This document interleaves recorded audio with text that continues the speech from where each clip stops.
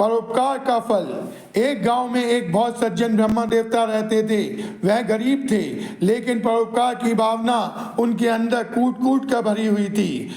वह जितना सामर्थ्य होता उतना लोगों की सहायता करने का प्रयास भी करते।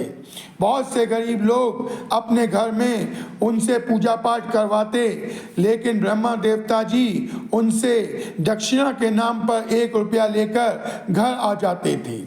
उनकी पत्नी उनका उपहास उड़ाते हुए कहती, घर पर खाने को दाना नहीं और चले हैं परोपकारी बनने।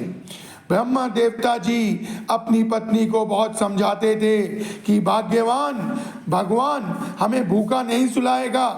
मैं उनसे दक्षिणा कैसे मांग लूं जो स्वयं इतने कष्टों में जीवन यापन कर रहे हैं।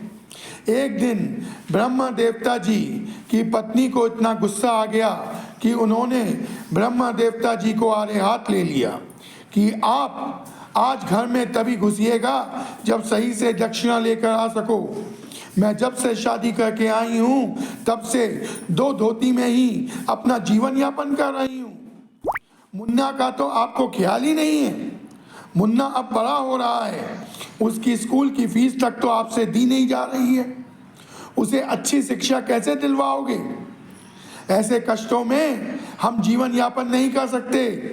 एक काम करो, अगर हमें अच्छी जिंदगी नहीं दे सकते तो हमें जहर खिला दो जिससे कि हम मर जाएं।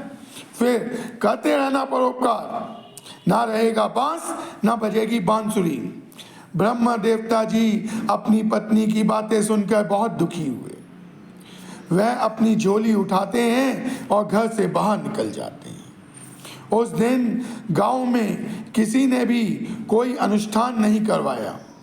शाम के 5 बज चुके थे। ब्रह्मा देवता जी को रह रहकर अपनी पत्नी की बातें याद आ रही थी। जब वह बहुत हताश हो गए तो उनके पांव स्वयं ही जंगल की ओर बढ़ चले। जब वह घने जंगल में पहुंच गए तो उन्होंने देखा कि सामने से जंगल का राजा शेर आ रहा है। ब्रह्मा देवता जी तनिक भी विचलित नहीं हुए। शेर दहाड़ा। ब्रह्मा देवता जी ने बड़ी विनम्रता से शेर को नमस्कार किया और कहा, जंगल के राजा, आप मुझे खा लीजिए।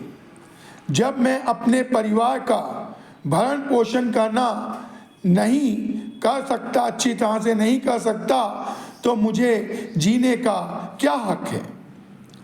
चलो जाते जाते एक परोपकार मुझसे हो जाए तो मेरा जीवन सफल हो जाए। आज आप अपने भोजन का निवाला मुझे बना लीजिए। तुरंत ही वन देवता जो शेर के रूप में थे ब्रह्मा देवता जी के समक्ष प्रकट हो गए और ब्रह्मा देवता जी से बोले, वास्तव में आप बहुत परोपकारी हैं। मैं आपसे अति प्रसन्न हूँ। वन देवता जी के हाथ में एक पीतल का घड़ा था जो सोने की असरफियों से भरा हुआ था। ब्रह्मा देवता जी को देते हुए वन देवता जी बोले कि आप इसे ले जाइए। जितना भी आप परोपकार करेंगे उतना ही ये घड़ा स्वयं भरता जाएगा। आपको अब चिंता करने की आवश्यकता नहीं है। ब्रह्मा देवता जी, आप ऐसे ही अपने पूर्ण जीवन में परोपकार करते ही रहिए। ब्रह्मा देवता जी बहुत प्रसन्न हुए और घड़े को अपनी झोली में रखकर अपने घर आ गए। उन्होंने अपनी पत्नी को वन देवता के साथ हुई सारी बातें बतलाईं।